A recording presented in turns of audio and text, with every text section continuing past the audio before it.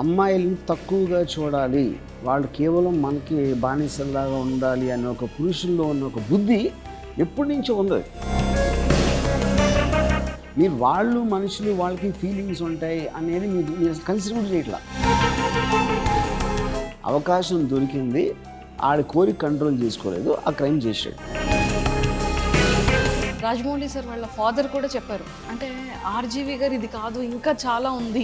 ఎవరో చెప్తే తప్ప తెలుసుకోలేని మూర్ఖుని మాత్రం కాదు నేను. Hello sir. సార్ అంటే యాక్చువల్లీ మేము ఆర్జీవి గారి ఫిలిం అంటే ఒక జనాలకి ఒక క్యూరియాసిటీ అనేది వచ్చేస్తుంది సార్. అంటే మళ్ళీ ప్రమోషన్స్ వాటి ఏం అవసరం లేదు, మీది ఒక ట్విట్టర్ అండ్ అలానే ఒక ట్రైలర్ చాలు. అండ్ ఆశ ఆల్రెడీ మీరు ట్రైలర్ లాస్ట్ ఇయర్ కూడా రిలీజ్ చేశారు. ఇన్సిడెంట్ జరిగిన వెంటనే అంటే మేము ఎలా ఉండబోతుందంటే సేమ్ సిచ్యువేషన్ బేస్డ్తోనే చూడొచ్చు అనుకుంటారు. అంటే సేమ్ ఇన్సిడెంట్ అని చెప్పలేను, బికాజ్ ఇక్కడ పాయింట్ ఏంటంటే, ఒకటి మనం మీడియా నుంచి ఏదో వింటాం, లేకపోతే police might release some information, అలాగే ఇలాంటివి చాలా జరుగుతున్నాయి. ఒకసారి కాదు, రెండుసార్లు కాదు. మన నిర్భయ ముందు జరిగి, నిర్భయ తర్వాత జరిగి, ఈ మధ్యన జస్ట్ ఒక కపుల్ ఆఫ్ ఇయర్స్ బ్యాక్ జరిగింది. So I feel but all of దట్లో కామన్ ఆస్పెక్ట్ ఏంటి, ఒక ఒంటరిగా ఉన్న ఒక అమ్మాయిని కొంతమంది ఒక గ్యాంగ్ ఇలా చేయటం అనేది కామన్ పాయింట్. సో దానికి దారితీసిన పరిస్థితులు, అసలు అలాంటి వాళ్ళు ఎక్కడి నుంచి వస్తారు, వాళ్ళు ఎందుకు అట్లా ఆలోచిస్తారు అనేది స్టడీ చేయటం అనేది సినిమా మెయిన్ ఉద్దేశం. So I did a test study of many such incidents. దాని నుంచి తీసుకున్న ఒక ఫిక్షనల్ స్టోరీ ఇది. అంటే యాక్చువల్గా మేము ట్రైలర్లో చూసింది ఏంటంటే, ఏదైతే లాస్ట్ ఇయర్ జరిగిందో అదే సిచ్యువేషన్ మాకు ట్రైలర్లో కనిపించింది. బ్యాక్ డ్రాప్లో లారీ అనుకోవచ్చు, ఆ నలుగురు అనుకోవచ్చు, అమ్మాయిని పాడు చేయడం అంటే రేప్ చేయడం అనుకోవచ్చు, కాల్ చేయడం అనుకోవచ్చు, అక్కడే కనిపించిన కొన్ని ఇన్సిడెంట్స్ కానీ ఇవన్నీ కూడా మాకు చాలా క్లియర్గా కనిపించింది అనమాట. అంటే మీరు ఆల్రెడీ నలుగురు ముద్దాయిలో ఒక ముద్దాయి వాళ్ళ భార్యను కూడా మీరు ఇంటర్వ్యూ చేశారు సార్. లైక్ అంటే ఆ ఇంటరాక్షన్లో మీరు అర్థం చేసుకున్న పాయింట్స్ ఏంటి? ఇప్పుడు ఒక పాయింట్ ఏంటంటే, మనందరం ఒక క్రైమ్ మీద కాన్సన్ట్రేట్ చేస్తాం, ఇన్సిడెంట్ మీద.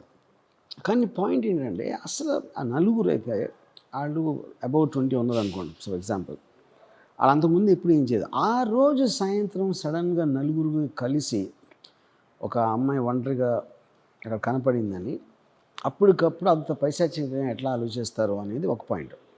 యూనో, సో ఒకడైతే పిచ్చుడు అనుకోవచ్చు, ఆడేది ఉన్నది. నలుగురు కలిసి వేరే వేరే బ్యాక్గ్రౌండ్లో, వాళ్ళకి ఫ్యామిలీస్ ఉన్నాయి, వాళ్ళకి ఏదో ఉద్యోగం చేసుకుంటున్నారు, ఏదో చేస్తున్నారు. సో అప్పుడు అసలు మనతో కలిసి మామూలుగా మనలో తిరిగేవాడు సడన్గా ఒక్కరోజు రాక్షసుడు ఎట్లా అయిపోతాడు పర్టికులర్ టైంలో అనేది మెయిన్ పాయింట్.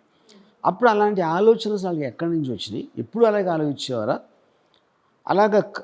అలాంటి క్రైమ్ చేయకుండా అలా ఆలోచించే వాళ్ళు చాలామంది ఉంటారా అనేది ఆస్పెక్ట్ అనేది I mainly wanted to study in the film.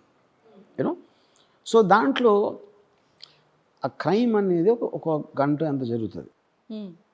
కానీ వీడు పుట్టినప్పటి నుంచి అసలు అమ్మాయిలు ఎలా చూస్తాడు, ఎలా ఆలోచించేవాడు, వాళ్ళంటే ఏమనుకుంటాడు అనేది ఐ ఫీల్. ఇప్పుడు ఎందుకంటే బలవంతుడు ఎప్పుడు బలహీనుల్ని ఒక కబళించడానికి ట్రై చేస్తాడు, అది ప్రకృతి ధర్మం, నేచర్. అది ఒక బలమైన జంతువు బలం లేని జంతువుని తినేస్తుంది.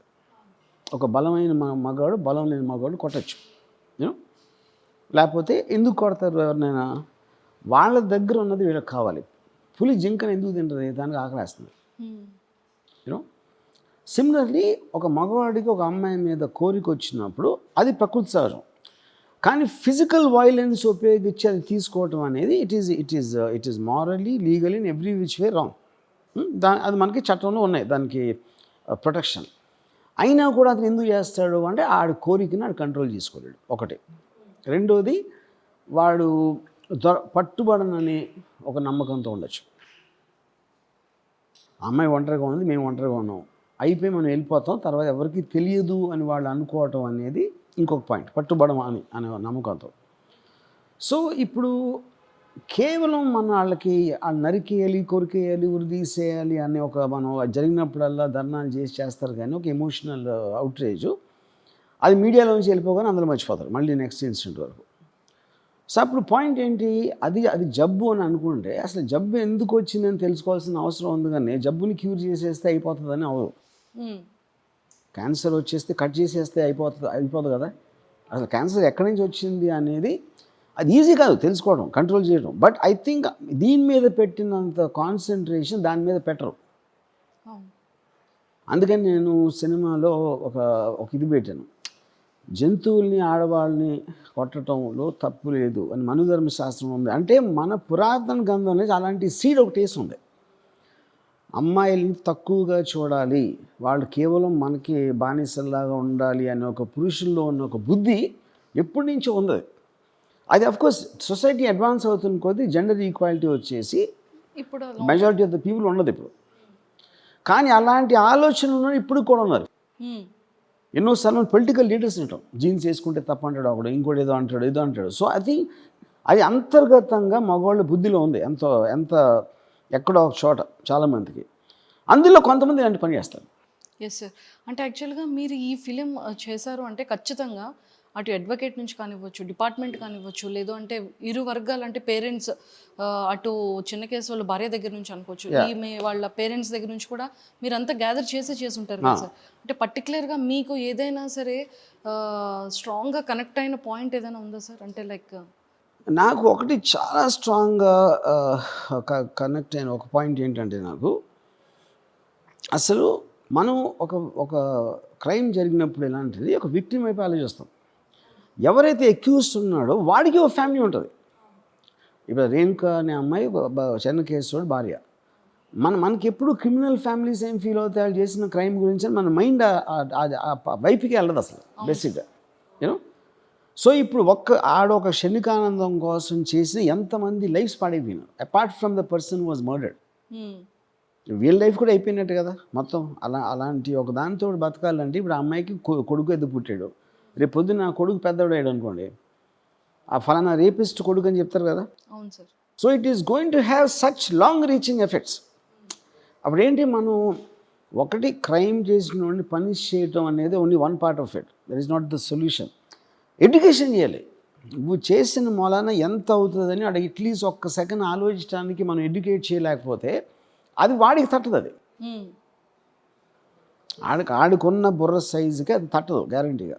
అప్పుడు I think aspect of that education is far more important than actually only to punishment అనేది ఒకే ఒక ఇన్స్టెన్స్. అది అలాంటి మైండ్ సెట్ని ఒక చంపేయటం అనేది మోర్ ఇంపార్టెంట్, అని చంపడం కాదు. Yes sir. సార్ ఇప్పుడు ఇలాంటి కేసెస్ చూసుకున్నట్టయితే మనకి ఇయర్ చూసుకున్నా ఎలా లేదన్నా 2-3 కేసెస్ చాలా బిగ్గరగా వస్తున్నాయి సార్. అంటే ఆ కేసెస్ కూడా డిపార్ట్మెంట్ వాళ్ళు ఎలాగ చెప్తున్నారంటే డ్రగ్స్ తీసుకోవడం వల్లనో లేకపోతే మద్యపానం వల్ల ఆ మత్తులో ఉండి ఈ విధంగా వెళ్తున్నారనో. రీసెంట్గా చూసుకున్నట్టయితే ఒక చిన్న పాప మీద కూడా సేమ్ ఇలానే అత్యాచారం కూడా జరిగింది. సో ఇలా చాలా ఇన్సిడెంట్స్ జరుగుతూనే ఉన్నాయి సార్. అంటే నిజంగా అబ్బాయి మత్తు వల్ల ఆ సెక్స్ అనే థాట్లోకి వెళ్తున్నారా ఆడపిల్లని చూడగానే? అంటే అది ఏ విధంగా? ఇప్పుడు ఇక్కడ పాయింట్ ఏంటంటే, చాలామంది తాగుతారు, చాలామంది డ్రగ్స్ వాళ్ళందరూ చేయట్లేదు కదా. అవును sir. So that is not the case and I do not believe that will be the point. అసలు యాక్చువల్గా ఆ పాయింట్ ఉంటుందని నేను అనుకోవట్లేదు. ఇట్ ఈస్ నథింగ్ బట్ ఆ ఇంటెన్సిటీ ఆఫ్ ద డిజైర్ని కంట్రోల్ చేసుకోలేకపోవడం. ఇన్ఫ్యాక్ట్ మత్తు అనేది ఆ డిజైన్ తగ్గిస్తుంది కానీ పెంచదు. యాక్చువల్గా చూస్తే అంత మీరు ఏంటి తెలివిలేని అంత మీరు ఎంత తాగారంటే అసలు మీకు మైండ్ కాన్షియస్ లేదు అంటే అసలు actually be deterrent for the body. Yeah. అంటే మీరు ఆల్రెడీ డైరెక్ట్ చేసేటప్పుడు లేదంటే స్టోరీ తెలుసుకునేటప్పుడు అందరినీ మాట్లాడే ఉండి ఉంటారు సార్. మీరు తెలుసుకున్న కోణాల్లో పాయింట్స్ ఏంటి సార్? అంటే ఇదే చెప్తున్నాను. బేసిక్గా నాకు ఇన్సిడెంట్ ఎలా ట్రాక్ చేశారు అన్న దానికన్నా నాకు ఇంపార్టెంట్ ఏంటంటే అక్కడ టు ట్రాక్ ఇది మన mindset of those people. Yeah, ఇది more a psychological thing. Yeah, psychologically sir. అంటే ఇప్పుడు చాలామంది బాయ్స్ ఆ విధంగా ఇప్పుడు మీరు చెప్పారు కదా సార్, కంట్రోలింగ్ అనేది లేకపోవడం వల్ల అనేది, దానికి అంటే మీరు ఎలాంటి వర్డ్స్ చెప్తారు? అంటే లైక్ డ్రింక్ చేసేవాళ్ళు అనుకోవచ్చు, కంట్రోలింగ్ ఉండాలి అంటే అది తప్పకుండా ఉండాలి అంటే ఎలా ఉండగలిగితే ఉండగలరంటే? అది ఐ థింక్ ఇట్స్ వెరీ ఇప్పుడు ఏదో ఒక ఏమంటారు దాన్ని, సామెతలు చెప్పినట్టు లేకపోతే గుడ్ క్వాలిటీస్ అని లెక్చర్లు ఇస్తారు. అట్లా అట్లా అవ్వదు. అది చెప్పటం వలన అవ్వదు. It has to go to the root of it. మీకు టోటల్ ఇందాక నేను చెప్పిన ఎగ్జాంపుల్ లాగా చాలామంది మగవాళ్ళకి ఆ ఫీలింగ్ ఉంటుంది. ఇప్పుడు మీ ఎక్స్ట్రీమ్స్ ఎక్కడ ఉంటుంది? ఇప్పుడు అమెరికాలో బికినీ వేసుకున్నా తప్పలేదు, ఇక్కడేమో మనకు కొంచెం తక్కువ. సౌదీ అరేబియా ఎక్కడో మొత్తం బురకా వేసుకోమంటారు. సో మీకు ప్రతి కల్చర్కి, ప్రతి సొసైటీకి, ప్రతి కంట్రీకి అది చూసే విధానం మారుతుంది. సో అది స్లోగా వస్తుంది. కానీ ఆ స్లోగా వచ్చినా అది రావాలి అని ఒకటి కాన్షియస్ డిసిషన్ తీసుకుని దానికి తగినది చేయటం అనేది ఇట్స్ ఎ వెరీ బిగ్ కార్యక్రమం. It has to comes right from school. మీకు ఆల్మోస్ట్ మీకు హార్మోన్స్ స్టార్ట్ అయిపోయిన టైం నుంచి మీరు ఒక గిల్ట్ ఫీల్ చేయించారు. ఇప్పుడు ఫర్ ఎగ్జాంపుల్ నేను కాలేజ్లో ఉన్నప్పుడు చాలామంది అబ్బాయిలు అమ్మాయిని అయ్యి అనేవారు. ఎందుకంటే డీహ్యూమనైజ్ చేయాలి. అయ్యి అంటే ఏంటి, అది జంతువులను చూస్తున్నారు. అవి భలే ఉన్నాయరా, అవి వస్తున్నాయిరా అని అనేవారు. అంటే ఏంటి దాని అర్థం ఏంటి? మీరు వాళ్ళు మనుషులు, వాళ్ళకి ఫీలింగ్స్ ఉంటాయి అనేది మీరు అసలు కన్సిడర్ కూడా చేయట్లా. ఓకే, వాళ్ళ మీద ఉన్న కోరిక ఎంత ఎక్కువైపోతుందంటే మీ రేషనల్ థింకింగ్ని స్టంట్ చేస్తుంది. So you become a animal. ఇప్పుడు యానిమల్ ఏం చేస్తుంది? ఒక పులి జింకను చూసినప్పుడు దాని కళ్ళల్లో కేవలం ఎలా చంపుదాం తినేద్దాం అని ఉంటుంది, కానీ అది జీవి, దానికి ఎవరు పిల్లలు ఉంటారని ఆలోచిస్తుంది. సో ఎప్పుడైతే మీ రేషనల్ థింకింగ్ అని మీకు సొసైటీ నుంచి వస్తుంది, ఇది తప్పు, ఇలా చేయకూడదు, నీ కోరికన్నా కంట్రోల్ చేసుకోవాలి, ఇవన్నీ ఏం చెప్తారు? చట్టం చెప్తుంది, మతం చెప్తుంది, సొసైటీ చెప్తుంది, పెద్దలు చెప్తారు. ఎప్పుడైతే మీరు ఆ సొసైటీ థింకింగ్ వదిలేసి మీ కేవలం మీ బాడీలో ఉన్న కోరికకి మీరు అవుట్కమ్ ఇచ్చారంటే automatically that will become this. Yes sir, అంటే మీరు ఒక పాయింట్ చెప్పారు, లైక్ మనం ఎవరైతే తప్పు చేస్తారో వాళ్ళ సైడ్ మాత్రం అన్యాయం జరిగే వాళ్ళదే చూస్తారు, వాళ్ళ ఫ్యామిలీని చూస్తారు తప్ప తప్పు చేసేవాడికి కూడా ఒక ఫ్యామిలీ ఉంటుంది, వాళ్ళు ఏమైపోతారు అనేది చూడరు అని. మనం లాస్ట్ టైం ఆ చిన్న పాప విషయంలో కూడా అంతే సార్. లైక్ వాళ్ళకి కూడా ఒక 6 months బేబీ ఉంది, అటువైపు కూడా ఎవరు పట్టించుకోలేదు, ఓన్లీ తప్పు చేశారని అన్నారు. అంటే సొసైటీ అలాంటి వాళ్ళ గురించి కూడా ఆలోచించాలి అంటే ఎలాంటి మార్పులు రావాలంటే? అదే నేను అదే అంటున్నాను. ఇప్పుడు ఒక ఉన్మాది ఉంటాడు. సో ఉన్మాది అంటే ఏంటి అర్థం? మామూలు మనుషుల్లాగా ఆలోచించకుండా ఒక విపరీత బుద్ధితోటో పైత్యంతో ఇది చేయటం అనేది ఉన్మాది. ఇన్సేన్ పర్సన్ అంటే అది మెంటల్ డిసీజ్. అది everything goes back to the mind ఫైనల్గా. ఇప్పుడు చిన్నపిల్లని కూడా చేసేయండి, చిన్నపిల్ల పెద్ద పిల్ల కాదు, క్వశ్చన్ కాదు. అది ఒకళ్ళ మీద బలం లేని వాళ్ళ మీద బలవంతం యూజ్ చేయడం అనేది పాయింట్. ఇప్పుడు అందంగా ఉంటే క్వాలిఫికేషనా, అందం లేకపోతే క్వాలిఫికేషనా, చిన్న పాప అయితే అది పాయింట్ అది కాదు. బలవంతుడు బలం లేని వాళ్ళని హింస పెట్టడం తన ఉపయోగం కోసం అనేది యాక్చువల్గా కామన్ పాయింట్. ఇది సేమ్ థింగ్. ఒక మగవాడు, ఒక బలమైన మగవాడు బలమైన మగవాడిని కొట్టినా కూడా అదే. కేవలం అమ్మాయి పిల్ల అంటే మనకి ఎక్కువ సింపతి వస్తుంది. బట్ పాయింట్ ఆఫ్ క్లాష్ అంటే using violence against another human being to get what you want. అది యాక్చువల్ పాయింట్. అది యూనో అది ప్రకృతి సహజం అంటున్నాం, వైలెన్స్ యూజ్ చేయడం అనేది. కానీ మనం హ్యూమన్ బీయింగ్స్గా ఒక సివిలైజ్ సొసైటీ అన్నప్పుడు ఒక సొసైటీలో పెట్టుకుని ఒకరిని ఒకటి కొట్టకూడదు, కొట్టాల్సిన అవసరం ఉంటే పోలీస్కి వెళ్ళి చెప్పు, పోలీసులో కోర్టులో దాన్ని తేలుస్తారు అని మనిషి using physical violence another person అని ఆపేశారు. కానీ క్రిమినల్ మైండ్ ఏంటి? క్రిమినల్ మైండ్ ఏం చేస్తుంది? అది ఐదర్ కంట్రోల్ చేసుకోలేకపోతుంది, లేకపోతే నేను పట్టుబడను అని ఒక నమ్మకంతో చేస్తారు. ఈ రెండే ఉంటాయి. ఉదాహరణకి ఇప్పుడు ఈ చిన్నపిల్ల ఏదైతే, I think that comes more under inability to control. ఇప్పుడు దాంట్లో మీకు కాన్స్పిరసీ లేదు, ఏం లేదు. మీకు గబుక్కున్న పులికి జంక దొరికినట్టు వీడికి అమ్మాయి దొరికింది. మరి చిన్నపిల్ల మీద ఎందుకు కోరిక అంటే అప్పుడు అది అందుకని దాని విపరీతం ఉంటుంది. చాలాసార్లు చిన్నపిల్ల మీద జరుగుతుంది, ఓల్డ్ మీద జరుగుతుంది, లేకపోతే ఏదో జరుగుతుంది. సో మనుషులు ఇంతమంది ఉన్నప్పుడు ఏవో బుద్ధులు ఉంటాయి వాళ్ళకి. సో దానికి ఒక మెంటల్ ఇష్యూ ఉంటుంది. కానీ అలాంటి వాళ్ళ మీద కోపం రావటం మన మూర్ఖత్వం. అసలు వాడి మైండ్ ఎలా తయారైందంటే దాని మీద ఎక్కువ ఉండాలి కాన్సన్ట్రేషన్. మీకు జబ్బు వచ్చినప్పుడు ఆ జబ్బుకి క్యూర్ ఒకటే కాదు కదా అర్థం. అసలు జబ్బు ఎందుకు వచ్చింది అనేది మెయిన్ పాయింట్. అది అంటే మీరు అబ్జర్వ్ చేస్తుంది సార్, అంటే సైకలాజికల్లీ మీరు అబ్జర్వ్ చేస్తుంది? నేను అబ్జర్వ్ చేసింది ఇదే. బేసిక్లీ దీనికి మూల కారణం ఒక దేవుడిచ్చిన ఒక కోరిక ఒకటి. రెండోది మీకు బలంలో తేడాలు ఉంటాం. మనం చాలామంది చేస్తాం, మన బలం ఉపయోగిస్తాం, మనకి తెలియదు అది. ఇప్పుడు ఎందుకు తెలియదు? ఉదాహరణకి మా ఇంట్లో పన్నుడు ఉన్నాడు, నా పనుడు కన్నా నాకు ఎక్కువ డబ్బులు ఉన్నాయి, అందుకని నా దగ్గర పన్నుడు. అప్పుడు నేను సాటి మనిషి నేను బానిసలాగా చూస్తున్నానంటే, but that is the whole point. ఇప్పుడు సొసైటీ అనేది ప్రతి దానికి సొల్యూషన్ ఇవ్వలేదు. మ్యాక్సిమం పాసిబుల్ ఉండాల్సిన రిస్ట్రిక్షన్స్ పెడతారు. ఒక పాయింట్ ఆఫ్ టైంలో దే కాంట్ గో బియాండ్. కానీ అది అడ్వాన్స్ అవుతూ ఉంటుంది యాజ్ ఇట్ గోస్. మనకి 100 సంవత్సరాల క్రితం కన్నా ఇప్పుడు చాలా బెటరు, ఇప్పుడు కన్నా 100 సంవత్సరాల తర్వాత ఇంకా చాలా బెటర్గా ఉంటుంది.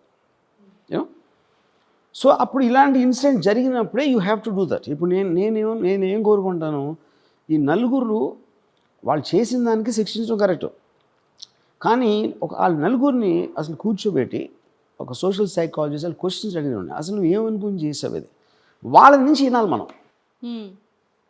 వాడు మాట్లాడుతున్నప్పుడు అసలు ఆడి దృష్టిలో ఆడవాళ్ళు అంటే ఏంటి అని వాళ్ళు చెప్తూ ఉంటే అది విన్నప్పుడు మనకి మూల కారణం తెలుస్తుంది. ఎందుకంటే ఫ్రైటనింగ్ మూమెంట్ నాకు వాళ్ళు చేశారు, వాళ్ళు తెలిసారు, పట్టుబడ్డారు. అలా చేద్దాం అనుకునే వాళ్ళు ఉంటారా? ఎంతమంది ఉంటారు పర్సంటేజ్? వాడి ధైర్యం లేక చేయకపోవచ్చు, అవకాశం లేక చేయకపోవచ్చు, కానీ వాడి ఎగ్జిస్టెన్స్ కూడా భయంకరం కదా సొసైటీలో. అప్పుడు అలా ఆలోచించే వాళ్ళకి మనం ఏం మెసేజ్ పెట్టాలంటే, ఎవ్వరూ కూడా శిక్ష గురించి చేయటం మానేరు. ఇంత శిక్ష పడుతుంది అనుకుని మానేడేవాడు, పట్టుబడిన అనుకుని ధైర్యంతో చేస్తాడు. ఇప్పుడు రేప్ చేసేవాడు దానికి 4 ఏళ్ళ శిక్ష, 7 ఏళ్ళ శిక్ష అయితే, 4 ఏళ్ళ శిక్ష అయితే పర్లేదు, 7 ఏళ్ళ శిక్ష అయితే చేయను, 7 ఏళ్ళు పర్లేదు, జీవితకాయ అయితే చేయను, ఎవ్వడానికి కూడా లేదు. ఎందుకంటే ఎవరికి జైలుకి వెళ్ళడం ఇష్టం ఉండదు. యూనో, నేను రేపిస్తున్న ముద్ర వేసుకోవడం ఎవరికి ఇష్టం ఉండదు, ఇంపాసిబుల్ అది. కాకపోతే ఎందుకు చేశాడు, వాడు పట్టుబడిన అనుకున్నాడు, అవకాశం దొరికింది, ఆడి కోరిక కంట్రోల్ చేసుకోలేదు, ఆ క్రైమ్ చేశాడు. అంటే అది రైట్ అంటారా, రాంగ్ అంటారా? రైట్ రాంగ్ కాదు, that is how it happens అని చెప్తున్నా. It is wrong definitely in the context of society. So సొసైటీలో మీరు ఒక నియమబద్ధాలు ఉండాలి, అప్పుడే మన అందరం కలిసి will be a civilized thing and will advancement happens. అది ఆలోచించి పెట్టిన రెగ్యులేషన్స్ ఇవన్నీ.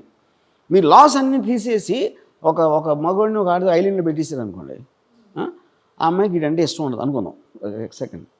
అప్పుడు వాడి దగ్గర బలం కోరుకుంటాడు, ఎందుకు చేయకుండా ఉంటాడు? ఇప్పుడు ఎందుకు చేయడు? భయపడతాడు, లాకి భయపడతాడు. ఆ తప్పుని అందరూ అంటారు, అందరూ నన్ను విలేస్తారు, అందరూ నన్ను షేమ్ చేస్తారు, దానివల్ల నా లైఫ్ అంతా అయిపోతుంది అన్న భయంతో చేయడు. Main point. రాజమౌళి సార్ వాళ్ళ ఫాదర్ కూడా చెప్పారు, అంటే ఆర్జీవి గారు ఇది కాదు ఇంకా చాలా ఉంది అని ఒక స్టేజ్ మీద. సో అంటే మీరు ఎప్పుడు ఏ సిచ్యువేషన్ జరిగినా అది వెంటనే చాలా ఇన్స్టంట్గా టక్ టక్ టక్ అని ఆ ట్రెండింగ్ సంబంధించి చాలా తొందరగా మూవీస్ చేస్తున్నారు, అలానే చేస్తున్నారు. అంటే మేము మళ్ళీ రాజమౌళి సార్ వాళ్ళ ఫాదర్ చెప్పినట్టు ఆర్జీవి గారిని చూసే ఛాన్సెస్ ఏమైనా ఉన్నాయా సార్? నేను బేసిక్గా ఎవరి మీద కామెంట్ చేయను, ఎవరు ఏం చేస్తున్నారు ఎలా చేయాలి అని నేను చెప్పను. నా పని నేను చేసుకుంటాను, వాళ్ళకి టైం ఉంటుంది. నేను ఆయన అంటలేదు. నా మెయిన్గా ఏంటంటే, ఎవరో చెప్తే తప్ప తెలుసుకోలేని మూర్ఖుని మాత్రం కాదు. నేను చేసే ప్రతిదానికి నా డెసిషన్ ఒకటి ఉంటుంది, నా థాట్ ఒకటి ఉంటుంది. యూనో, సో ఇప్పుడు నేను ఇంతవరకు నా ఏ ఇంటర్వ్యూలో ఫలానా ఓన్ అలా చేయాలి ఇలా చేయాలని ఎప్పుడు నేను చెప్పలేదు. బట్ వాళ్ళకి ఉండొచ్చు, అందరూ నాలుగు ఆలోచించాలని నేను అనుకోవట్లేదు. You know, is a very good writer and extremely successful person and I like him and respect him.